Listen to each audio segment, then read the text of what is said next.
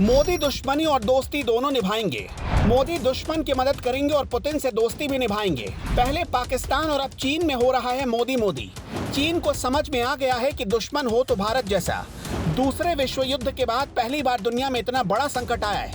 भारत को कम आंकने वालों को इस बार मोदी ने जवाब दे दिया है। भारत ने ऐसी रणनीति बनाई जिसकी वजह से अमेरिका अपना सिर पकड़कर रो रहा है और चीन खुशी के मारे झूम रहा है और मोदी की तारीफ खुद कर रहा है।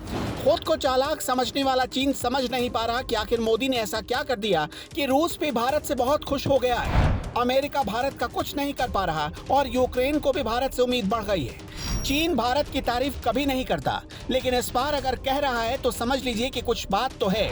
रूस यूक्रेन युद्ध को लेकर भारत की समझदारी को लेकर चीन के अखबार ग्लोबल टाइम्स का कहना है कि भारत ने रूस यूक्रेन मुद्दे पर खुद से निर्णय लिए हैं। पिछली आधी सदी में भारत की विदेश नीति में ये एक बड़ा बदलाव है। भारत अपनी नीतियों में सुधार कर सकता है। चीन के अखबार ने यह भी लिखा है कि अमेरिका की हाँ में हाँ नहीं मिलने के बाद भी अमेरिका भारत से नाराज नहीं होगा, क्योंकि चीन को नियंत्रित करने के लिए अमेरिका को भारत की जरूरत है। यानी चीन ये बात खुद कह रहा है कि उसे अमेरिका जैसे देश नहीं बल्कि भारत ही काबू कर सकता है।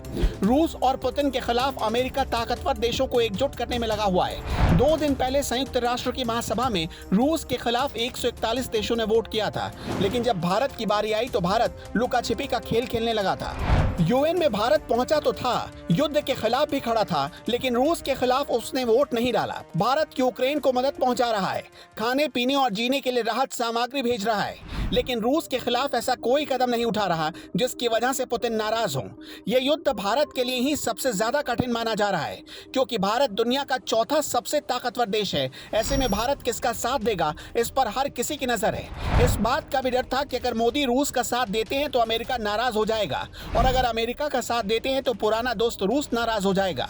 ऐसे में मोदी ने जो प्लान तैयार किया उसके बाद अब सभी खुश नजर आ रहे हैं। रूस भी कह चुका है भारत के रुख से वो खुश है। अमेरिका कुछ नहीं कर पा रहा है और यूक्रेन को भी भारत से उम्मीद है, क्योंकि भारत राहत सामग्री यूक्रेन भेज रहा है और आगे जाती रहेगी। जब भारत ने रूस से S-400 मिसाइल सिस्टम खरीदा था तब अमेरिका नाराज हो गया था और भारत पर प्रतिबंध लगाने की बात कही थी, लेकिन ऐसा किया नहीं। चीन का कहना है कि भारत न तो अमेरिका को नाराज करना चाहता है और न ही रूस को, और एक बेहद ही संवेदनशील कूटनीति पर चल रहा है। चीन को भी लग रहा था कि भारत रूस के खिलाफ जाएगा, लेकिन ऐसा नहीं हुआ। चीन को भी अब समझ में आ गया है कि भारत अब अपने फैसले खुद लेता है और उससे भी अब बचकर रहने की जरूरत है।